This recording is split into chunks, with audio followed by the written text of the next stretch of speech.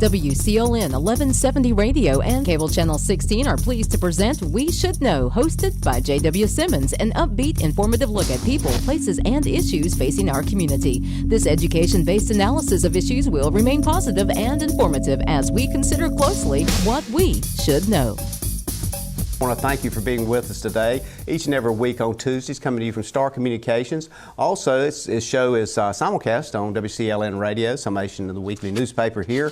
Today we're talking about the weather and all things related to the weather. Nick Petro is the Warning Coordination Meteorologist with the National Weather Service.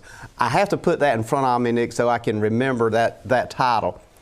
But it has a great impact, especially for us in the area that most folks hear us from, which is about anywhere from a 5 to 8 county area. We've seen a lot of stuff with hurricanes. We've seen a lot of stuff with this downburst of winds. Right. Over the past few years, we've even seen straight line winds do extreme damage here. Let's just kind of open a little bit for you to explain a little bit again, and as a kind of a regular guest almost each year here, the National Weather Service is the key kind of point of contact that coordinates a lot of what we hear from other mediums. Is that a safe way to put that? Oh, absolutely. And JW, thank you so much for the opportunity to be here again. It's a pleasure being on the show with you. But yeah, the National Weather Service is the official agency that issues the weather watches, warnings, and advisories for the protection of life and property for the U.S. and its territories. So anytime you hear that there's a weather watch or a warning, advisory, hazardous weather statement of any kind, that originates from the National Weather Service. So give us an idea of how the structure of the National Weather Service is in our state. Is there certain zones, and what does those zones look like? Are there radar that are set up in certain areas? Talk to us about that, because we're constantly seeing that on the media oftentimes where weather reporters are talking about it. Absolutely. So there are actually 122 National Weather Service offices around the country.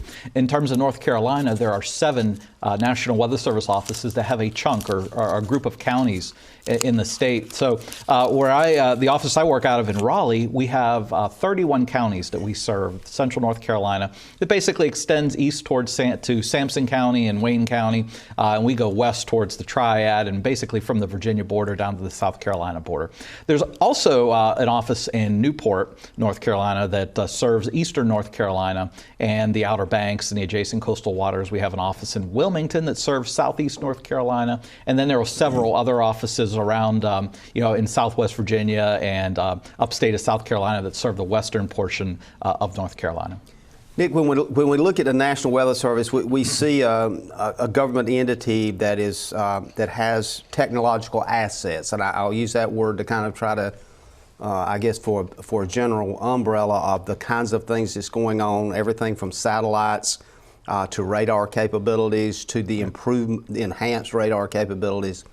What's happened over the past year or so that's increased your ability to talk to not only me, but folks here in this state about some of the specificity of weather? I would say to go back to the previous question, so each National Weather Service office has a radar assigned to it that serves their area. So kind of coming back to the current question, those radars are so fascinating, and the technological advancements that have come over the years are just an amazing tool for us to be able to detect severe weather and to be able to provide timely warnings so that folks can seek shelter when there's hazardous weather approaching. For example, a couple of years ago, we had an upgrade to the radar which allows it to see the shape and sizes of what we call hydrometeors, or things that it's detecting in the atmosphere. The radar is very sensitive. It can detect things as small as dust particles, but it can also detect, obviously, rain, snow, hailstones, and it can detect other objects, like biological things like birds or insects.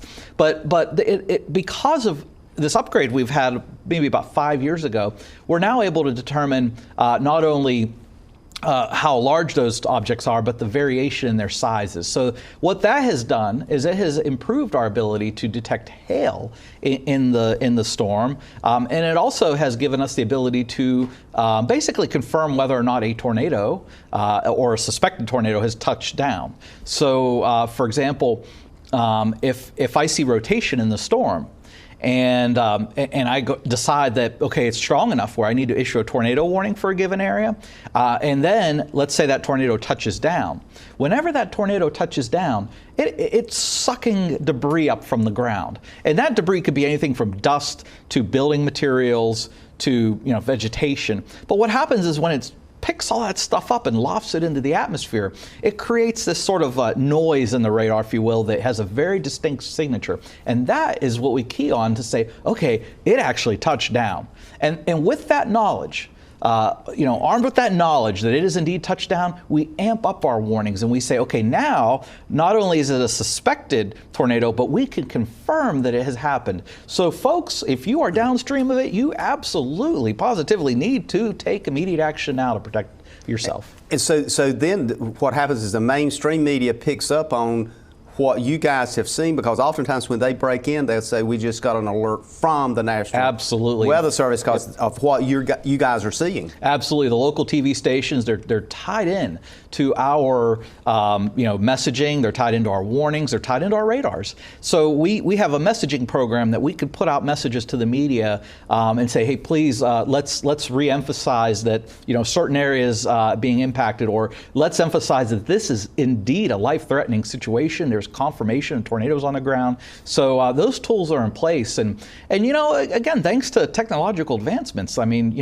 I've been in the Weather Service for over 20 years, and the amazing leaps that I've seen in technology and not only in things like the tools that we use, like radar and satellite imagery and tools, but also the messaging, because the messaging is just as important, with things like text messaging services where people can receive our warnings over their cell phones, to instant messaging where I can relay messages back and forth to the media.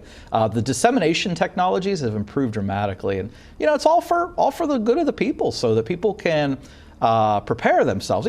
There's obviously, we are very prone to dangerous weather here in North Carolina. Flooding, hurricanes, tornadoes, lightning, everything, winter storms, ice. There's lots of things that can bring harm weather-wise to North Carolinians. But you know what? If you know what to do and you know it's coming, there's no reason we can't at least take precautions and steps to mitigate the dangers that come with that. You just mentioned, and I'm glad you did, because I wanted to bring that out. You've been watching and dealing with these kind of things for over 20 years. Right. Do you see, even looking at the data, and I know you guys have all kinds of data you look at, but when you look at the data, are we getting more extreme in our weather as it relates to the extremities of hot, cold, winds, the numbers of storms? Is that becoming more predominant? Or when you look at it on a broader scale historically, are we pretty much staying within a certain scale?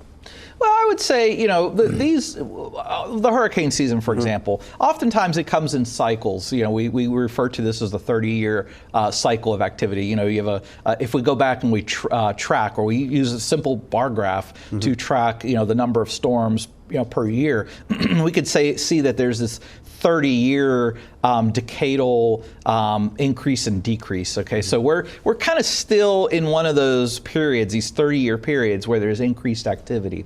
In other areas, like winter storms, we've seen a variety of some years where it's just quiet, So, for example, last winter we had a very kind of quiet winter season. It's mild, really. Mild, yeah. So it's hard to say, to be quite honest. I don't necessarily right now. I'm convinced it's getting more extreme, but certainly I think we now have the ability to better detect extreme weather, and are more tied together so that we know that extreme events are happening.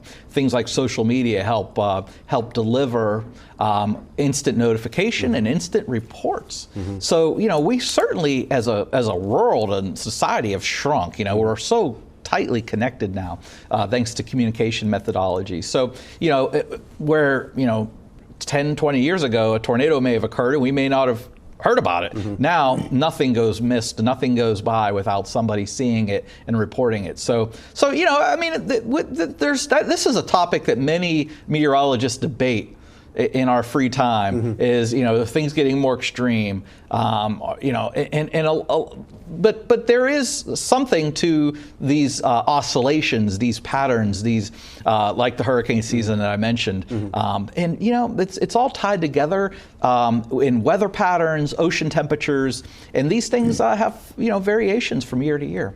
One of the things I want to kind of follow up with that, and you mentioned early on about the alerts that are sent out and the importance of the time factor.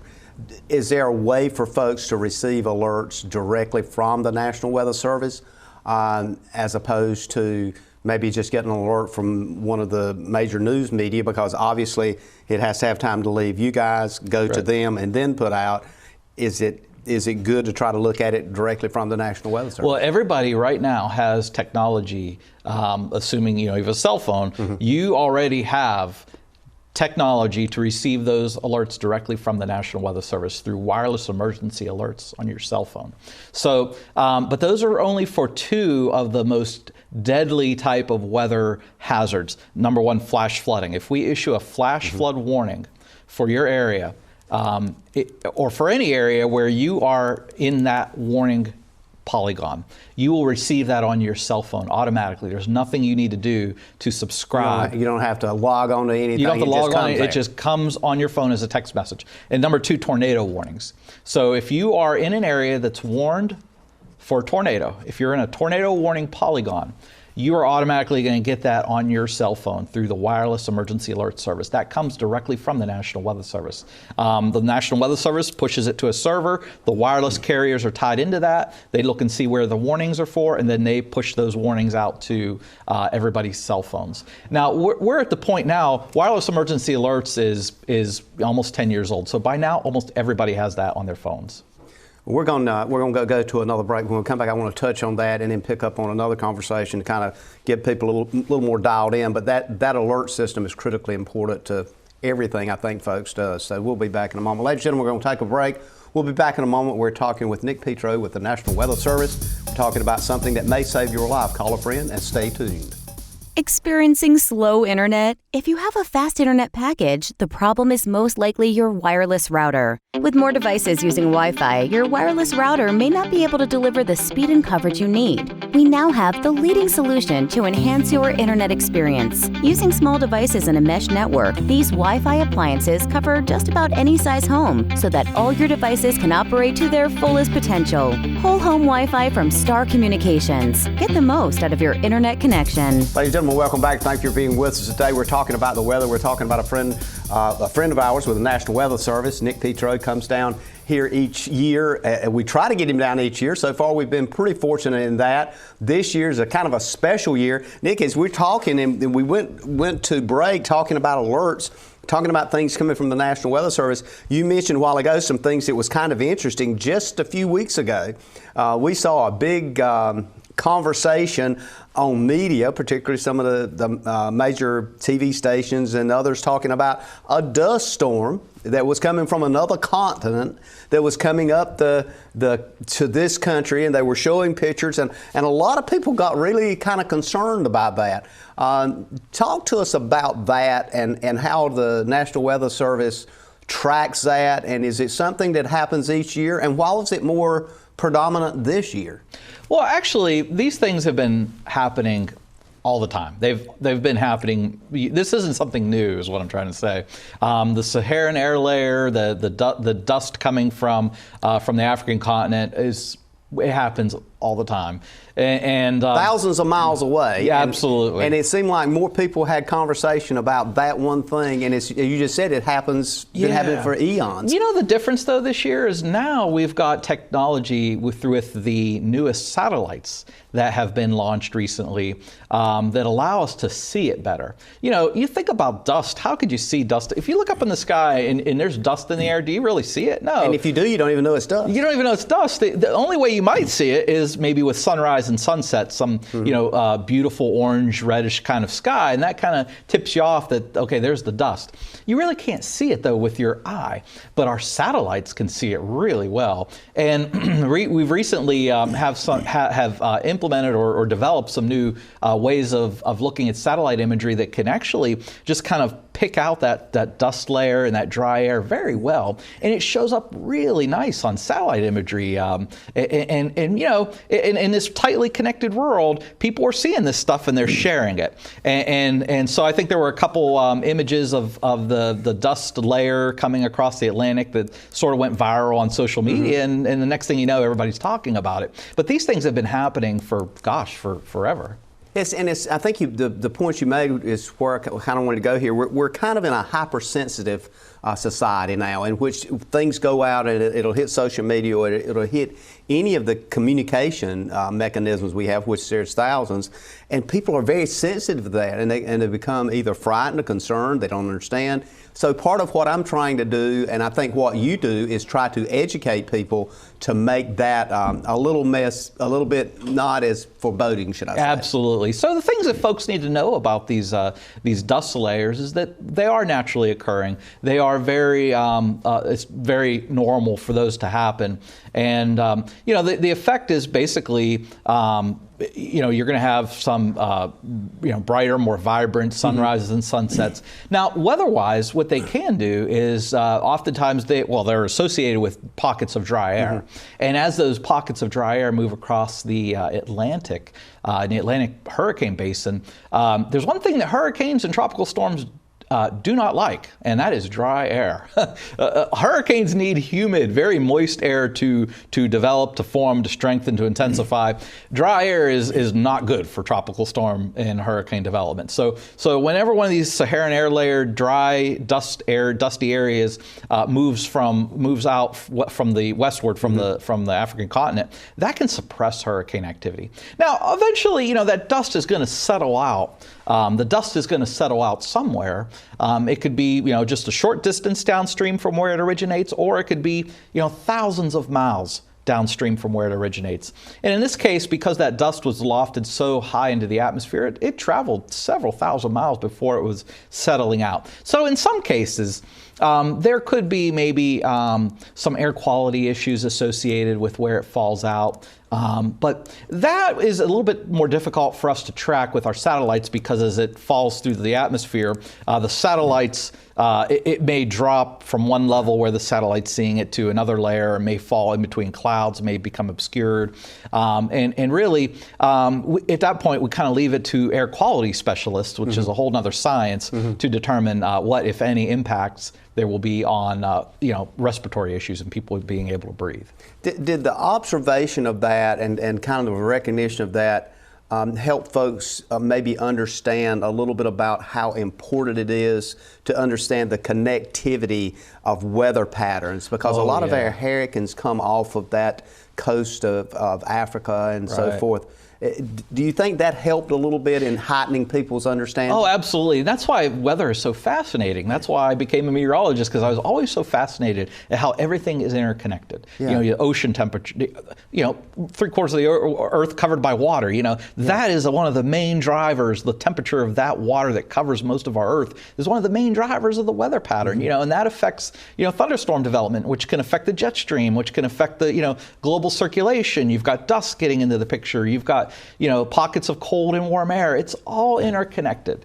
And the one thing the Earth does not like is imbalance when it comes to temperature. If the Earth had its way, it would try to have the same temperature all over. But when you get imbalances in temperature, weather is a result of, weather is sort of the byproduct of the Earth trying to balance out these differences between warm and cold air, and it's all interconnected. And I think that's a good point. One of the things I hope that we're doing today is help folks understand that there is some science behind this. There's technology, as you pointed out, that continues to increase. Every year you come and talk with us, we hear about new technologies.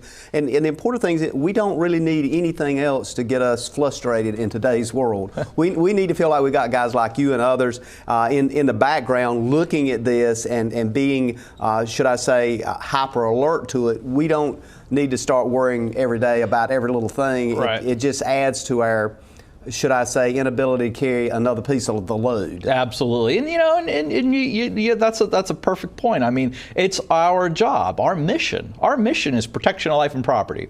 So we try to, take that thing that people would worry about, try to put them at ease by letting them know that we have a staff of meteorologists who are working 24/7. Every day of the year, we're working around the clock. Regardless of what else is going on in our world, whether it's COVID or anything else, we are there to monitor the weather and let people know when bad weather is coming their way. And that's our job, is to warn people about hazardous weather. It doesn't matter what else is going on. We're there all around the clock, and that's our job. So to let folks know when bad weather's coming. So 24/7, somebody's looking at these satellites. Somebody's looking at what's going on. If there's a strange anomaly appears, you guys are on it. Somebody mentioned to me the other day that it was their understanding that as birds migrate to different places, you could even detect the movement of large flocks of birds. I thought, okay, yeah, kind of makes sense, I guess. Yeah, absolutely. And there's redundancy in the methodology too, in the observing network, like the radar network, for example.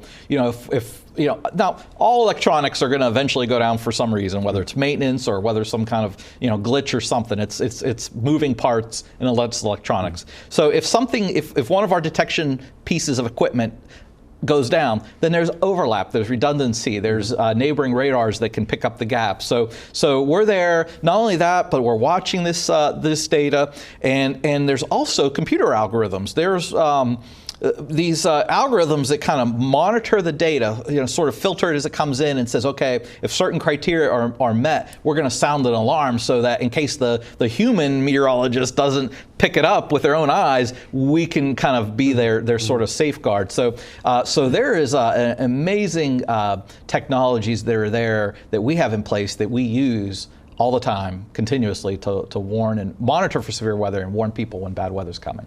We talked a little bit off air about location and geography. Where we're sitting today seems to be kind of in somewhat the center of the southeastern North Carolina quadrant. Right. And you made the point that basically the size of where we sit in the rural area, the heat temperatures here seem to be elevated a bit. Touch on that before we have to go to break. Oh, absolutely. So, this sort of, southeast, southern, coastal plain region, this area along and east of I-95, particularly in the southern half of southeast portion of the state, is really one of the is the warmest part of the state. And certainly warmth is one of the primary ingredients in dangerous weather. When it comes to downpours, heavy downpours, whether it comes to tall thunderstorms, dangerous thunderstorms, lightning, potential for damaging downburst winds, all of those are fed. Tornadoes, supercell thunderstorms that produce tornadoes. All of those weather hazards require an important ingredient in addition to moisture, but it requires heat. And it turns out that this part of the state is a maximized area for both heat and moisture. This is going to be this part of the state is the warmest in general in most cases. On most day to day, the warmest part of the state is right here, and certainly that's going to provide the necessary fuel to help build powerful thunderstorms that can bring tornadoes, downbursts, heavy downpours, and dangerous lightning. So yeah, we need to be aware of that. And we need to know that, okay, what am I going to do if severe weather approaches? Because we're prone to it. The point of what I just mentioned is that this area here is very prone to severe weather. Okay, flooding, flash flooding. Just a few weeks ago we had, I-40 was shut down because it was covered in floodwaters. Absolutely. We had back several months ago, we had a downburst that damaged one of the schools here in Sampson County. We've had tornadoes. We're close to the coast. We have hurricanes. So one of our mission, in addition to warning people, is to educate people about what to do when severe weather threatens their area. And I think you just mentioned the importance of understanding that, and it's, again, not to cause people to be concerned or say, well, maybe I need to move, but to just let folks know, just be alert and understand when you get that message and you get that alert, to take it serious from the National Weather Service. Oh, absolutely, and we're exactly. You touched on an important point here. We're not here to scare people. I don't want to scare people and think, oh my gosh, I live in this like super dangerous area. No, it's Mother Nature. It's going to happen. So we need if we prepare and we know what to do, we can stay safe. We're going to take another break. Ladies and gentlemen, we're going to take a break. We'll be back in a moment. We're talking with Nick Petro, the National Weather Service. We're talking about things that impact your life each and every day. You come out to replace a bad sensor, and that adds a 5-year commitment to my contract, and you don't tell me? Here's your sign. Switch to the sign that's keeping homes secure and customers happy all over the area. Security from Star Communications. We pride ourselves on fair pricing and quick, friendly service every time.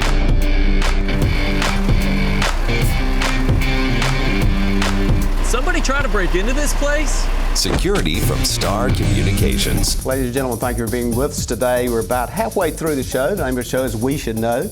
Comes to you each and every week at 2:30 on Tuesdays. Also, there's replays. It's uploaded to YouTube. You can pick us up there.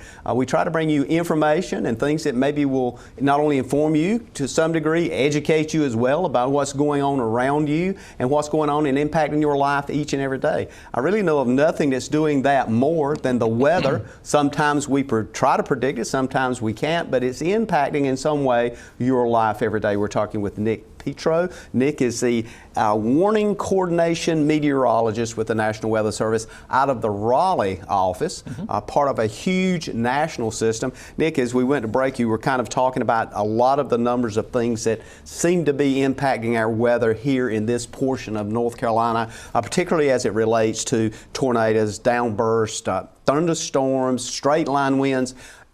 And as you were talking, it just struck me. I was just having a reflection of a lot of things that I remember happening. And sometimes you guys were either on the ground before or after those events to validate or verify what just happened.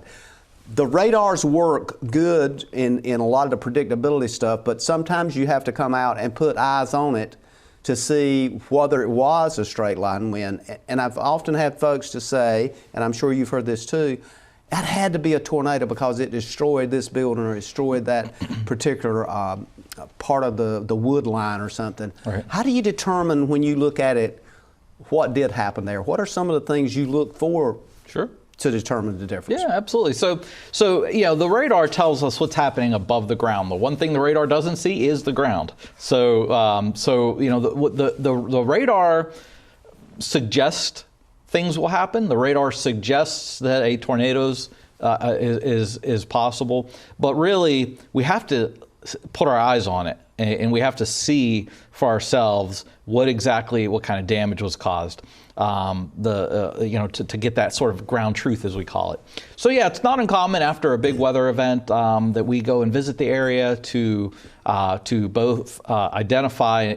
And so we can database, we database all of weather events that have happened in the past. So, we have a very robust historical database of all past events. So not only are we trying to add to that database and so for permanent records, but also, so we can, obviously go back and learn from it and see exactly what happened and certainly, be able to validate some of the things we're seeing on radar. So we'll go out and we'll take a look at if it's a suspected tornado. Mm-hmm.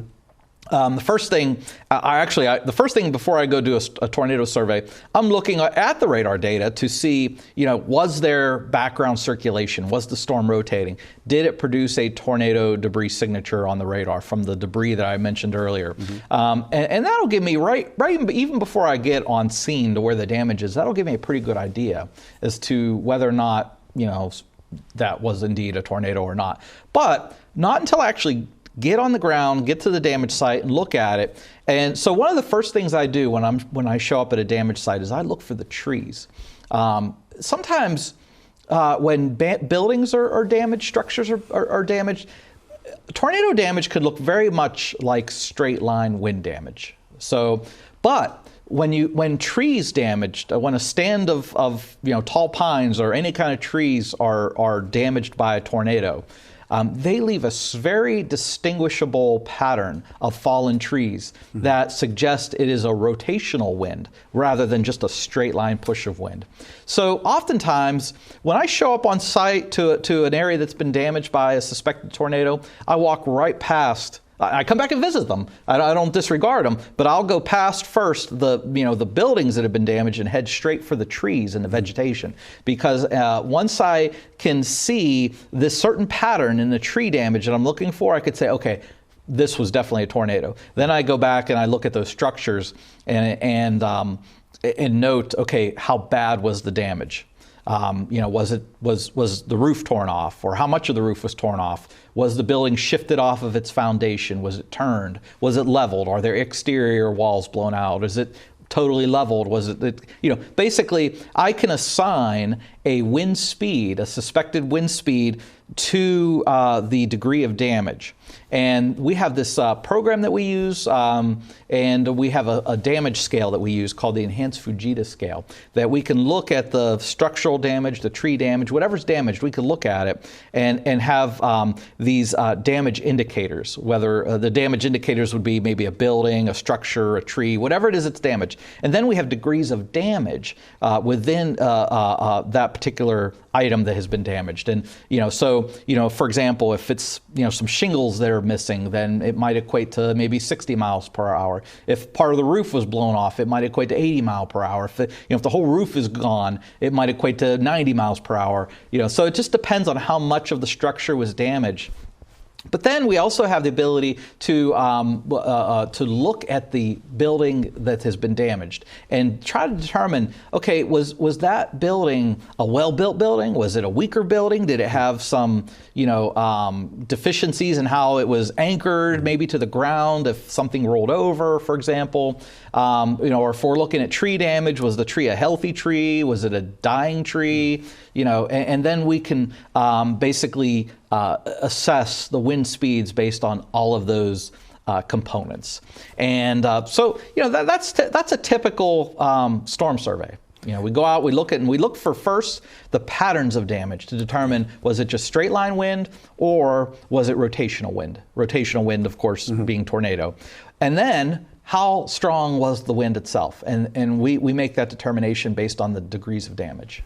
So you tie all that into what you looked at as it probably was occurring with radar and other technology, right. And all of it comes together to come to that one conclusion. Absolutely, yep. And that information helps us. Again, we're databasing those weather events. We're using those past events to replay in our system that displays weather data, so we can perhaps learn from it. And I think one of the reasons so folks will know why we're talking about this so specifically is oftentimes they have to understand that this ties into insurance, the amount of funds they receive to rebuild, all those kinds of things, to determine how it happened, because different policies approach things in a different way. And what the work you guys do is just as critical as a adjuster coming out looking at it, because then they look back at you, the adjusters do, I'm sure, to try to figure out, okay, what was going on here this time. And all of that data is available for the insurance industry to look Public at information. For anybody. Yeah, absolutely. So I want to kind of segue now, so we'll have enough time to kind of get into some of these things. Again, we've talked about a lot of things that affect us here. The big drama seems like always every year is this time of year we start looking at, and even before now, you guys tell us to get ready because we're in, quote, hurricane season. When we start looking at hurricanes, that drives the meter up for a lot of people to start thinking, oh my gosh, hurricanes. Is it because of the breadth, the width of that hurricane, the volume of land mass it covers that concerns us more? Or is it because it also has spin-off of these things we talk about with tornadoes? Help us understand that. I think the biggest concern is the fact that every year we seem to get something, almost directly or indirectly. Mm-hmm. It doesn't matter whether a storm is going to come right at us and make a direct landfall, or whether a storm makes landfall, say, in the northern Gulf Coast, in Gulf of Mexico, and its remnants come across us and deliver flooding rains to us. One way or another, every year, we are going to see some sort of impacts from a tropical cyclone. And I think, that's why it's so important to prepare. Because I tell everybody, it doesn't matter what the seasonal forecast calls for. For example, back in May, NOAA issued its seasonal forecast, which called for above normal activity. A very active hurricane season, which indeed it has been so far. We've had almost a season's worth of storms already, and we're not even halfway through it. We haven't even approached the peak of the season. So indeed, it's a busy season. But the fact of the matter is that every year we need to expect as North Carolinians, we need to expect that we're going to be impacted every single year, no matter what the forecast is. And the big thing that kind of concerns folks is this whole idea of preparation. We all go through some of the basic things, making sure you've got water, batteries for your flashlight. That over and over we've talked about those kinds of things. But when we get down to that season, the fear that your power's going out, the fear that you're not going to have communication, is there other things that need to be looked at, and we're going to go to break in a couple of minutes here, so we'll get into this, and just so folks will know, we're going to continue talking about this a bit. But when we look at that, what are those kinds of things that you're seeing there's more, I guess, more of a need to folks to be prepared for as we talk about impact? And what are you seeing with these increased numbers? Is it still kind of one of those things where you can see the numbers, you can do some predictability on 10 or 13 or 18, but the impact areas and so forth where you're going to hit is still highly unpredictable? Well, I think the one hazard that we really need to be thinking when we think the word hurricane, when the word hurricane goes through our mind, we need to think flooding. And that's what we, and the last few years have shown us that flooding really is the main game when it comes to hazards with tropical cyclones that impact our area. And I think the word that goes along with that is unprecedented. We always, after these hurricanes, we'll say, this area has never been flooded in 500 years, or we've never known it to be flooded, and it's just unprecedented. We keep hearing that, but certainly, we're seeing almost every year with each storm that flooding is the main game. Not to downplay the wind impacts, but people need to really take a look at what is my vulnerability to flooding. And even if it has never flooded before, it doesn't mean if you live in a part of the area where it's never flooded, you need to be thinking about, well, what if it does? We're going to take another break, and we'll be back for our last segment. Ladies and gentlemen, we're talking with Nick Petro. He's a coordinating meteorologist with the National Weather Service. We'll be back in a moment. Call a friend. Stay tuned. We're talking about everything from hurricanes to tornadoes to downline winds, and especially flooding as we go into this hurricane season. To get the most out of your electronic devices, you need a strong internet connection and a protected home Wi-Fi network. You need high-speed internet from Star. Star has the fastest, most affordable high-speed internet service available for all your devices. We have no long-term contracts or high-pressure sales. Our service speaks for itself, and switching is hassle-free. We take care of everything with free installation from a local company. High-speed internet from Star. Internet at the speed of life. Ladies and gentlemen, welcome back. Thanks for being with us. JW Simmons here. The name of the show is We Should Know. We're talking with Nick Petro, Warning Coordination Meteorologist with the National Weather Service. I want to make sure I get that right. Every year we have this kind of conversation about things, and every year there's added gravity to this. We talk about hurricanes, we talk about preparation. This year I want to try to get in this last segment a continuation of discussion of hurricanes, particularly as we went to break and we're talking about flooding. But the other piece is to talk about where we are, I guess, psychologically and environmentally as it relates to COVID-19 and other things. And I know you guys work closely with other organizations in Raleigh. Many people may have seen you on some of the major TV networks with the governor and the other planning folks there. We're looking at weather-related now, as we went to break talking about flooding. I want to kind of follow that train of thought a bit. And you mentioned this on break just earlier.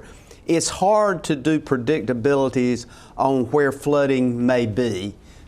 Talk to us about why it's so hard to say, well, this area may flood or that area may flood. I mean, we've heard hydrology of rivers and all those kinds of things, but it's hard to put the science in specificity on that, is it not? It is, because certainly the landscaping is constantly changing. So that alone right there adds a factor of complication of knowing exactly where it's going to flood. But certainly it's dependent too where the individual storm, where will those heavy rain bands set up? Just because it's set up over one area one year with one storm doesn't mean it's going to set up in that same place the next year. So there's just variability both with what happens year to year in terms of landscaping and development stuff, but also with each storm, and how waterways are changed with the previous flood, So there's a lot of changeable factors, things that may, there's a lot of sort of variables, the ingredients that go into a flood, and all of which make it very difficult to predict. So that's why it's important to prepare and plan ahead. And we can't emphasize this enough, that as we head into the hurricane season, it's never too late to prepare, to learn what your risk is, know what your risk is. If you're new to the area, for example, ask your neighbors or ask some nearby business owners, hey, what has it flooded here? And do I live in a flood-prone area? Find out if you're in a flood-prone area. And even if you're not, think about, okay, well, what if that heavy downpour sets up over my house and it doesn't let up for a day? I could still flood here, even if I'm not in a flood-prone area. You could be on a hill. You could be on a hill.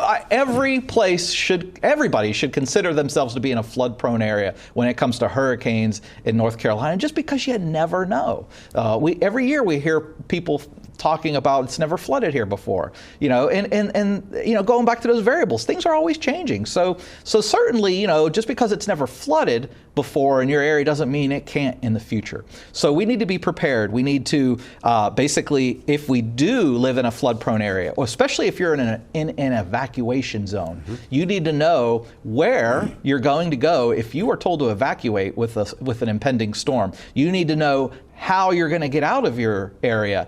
What is your route to leave the evacuation zone? You need to plan, what are you going to do for your pets, for example? What are you going to do with your pets when it's time when you're told to evacuate? And North Carolina has actually this year has rolled out the Know Your Zone program. There are new zones, evacuation zones, and letter designations for evacuation zones for coastal areas and areas that are prone to flooding. So if you're listening or watching in a coastal area or in one of these pre-designated evacuation zones, know your zone.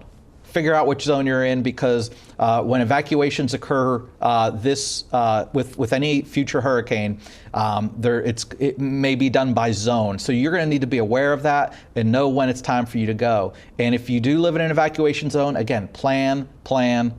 Make sure you have plans, especially as you kind of alluded to in this era now that we're dealing with COVID. If you're told to leave, and you're going to go to a shelter, for example, what are you going to need at that shelter? What do you want to put in your go kit? Everybody should have a go kit, a bag, maybe even like a duffel bag or a plastic tote with supplies that they would need if they have to leave and evacuate.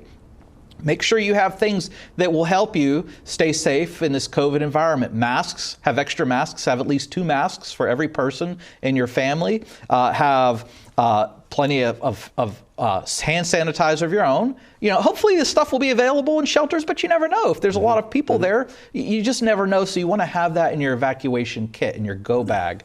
And especially if you have plans to evacuate to maybe a family member or a friend who lives inland, you want to think about their family situation too. Where are you going to be staying? And what kind of accommodations will there be in terms of keeping social distance between you, your family members, and their family members? So you want to have all that planned out ahead of time. That's why it's always important to plan well in advance, but it's especially important to plan in advance during this episode of COVID and how it affects the way we will prepare for and things we do when a hurricane's affecting our area.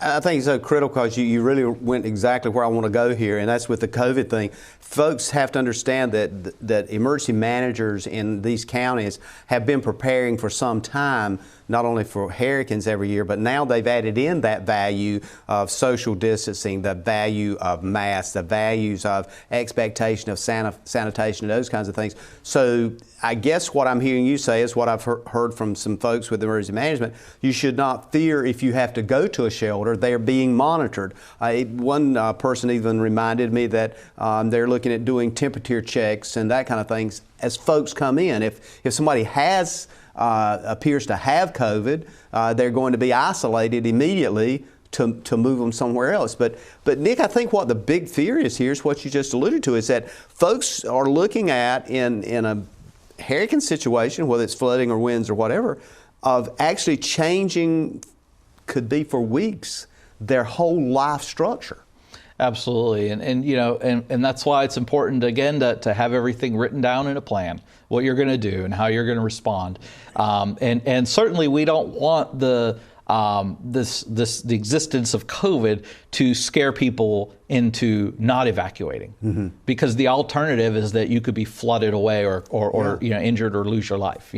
So certainly we now is an important time, especially this year with as of our discussion time here, there's already been 8 named tropical systems, which is a record.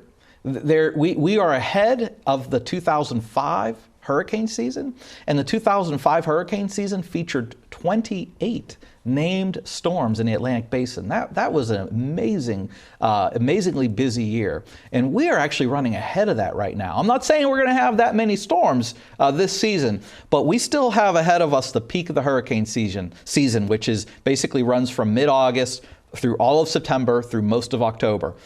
And we've already almost had a season's worth of named storms, and we haven't even gotten close yet to the peak. So again, not to scare everybody. I don't want people to panic, but I just want people to plan. Because if people have a plan in place of what they're going to do, where they're going to go if they're told to leave, how they're going to strengthen their home, make sure you check up on your insurance, hurricane plant proof your home if you can.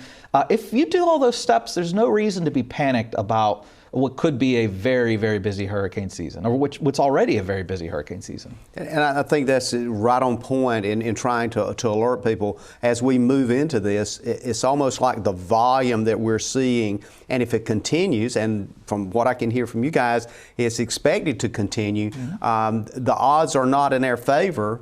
If you just look at it, if you're playing the odds are not in our favor. We're going to get hit with something of some size. And this year, absolutely, I think it's obviously difficult and to make any kind of prediction that we're going to have a major hurricane or a major flood maker. We just don't know that. But like you said, when you're looking at the odds favor that we're probably going to see a storm of some magnitude this hurricane season, and we still have the peak ahead of us. We're like I said, we're running ahead in terms of the numbers so far, and if this trend continues, then folks need to be ready. I want to touch on something. We're going to soon be coming to closure here, but if we can get this in. I know at one time you guys were doing some training for people in the communities that wanted to be kind of, should I say, folks that report information to you, and these folks could actually go through a training class. Right. So they would, number one, know what to report, know when to report it, know how to report it. Is that still going on? Absolutely. In fact, just 2 days ago, we did one of these online, a webinar where people can register for free to take a weather spotter class, and we had great attendance. And we're doing these obviously online, virtual, and webinars because obviously we can't do it in person with COVID. But if folks check out our website at weather.gov/Raleigh, we advertise those class availabilities on our top news of the day. So if you just remember weather.gov/Raleigh, not only do is there a location to get great weather information and all the weather watches, warnings, advisory information that we disseminate on that website, but we also have a top news section right at the very top of the webpage where you can learn about upcoming training events. And it's called weather.gov/Raleigh. Correct. And that gives you the Raleigh site. That's local, regionally local information that's happening. Plus there's all kinds of information that we didn't even get to today. They can go look at it right there and look at some of the past storms. Oh, there is historical weather information on there. There's current weather information. There's everything you would ever want to know about weather as it relates to Central North Carolina, weather.gov/Raleigh. Going forward, last few seconds, I'll give you about 10 seconds here for last comment.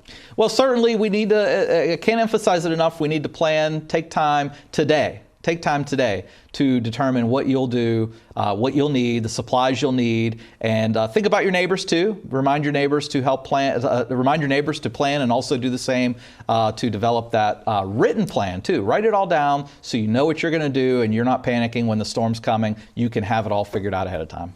Nick Petro, thank you for being with us today. Ladies and gentlemen, Nick Petro is the Coordination Meteorologist for the National Weather Service out of Raleigh. He's been our guest today.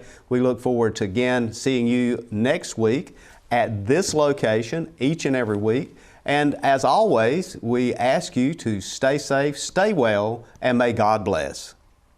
Thank you for tuning in to this week's episode of We Should Know with host JW Simmons. If you have a question, comment, or suggestion regarding this or any episode, please send your emails to weshouldknowedu@gmail.com. And remember to tune in every Tuesday at 2:30 for another informative episode of We Should Know.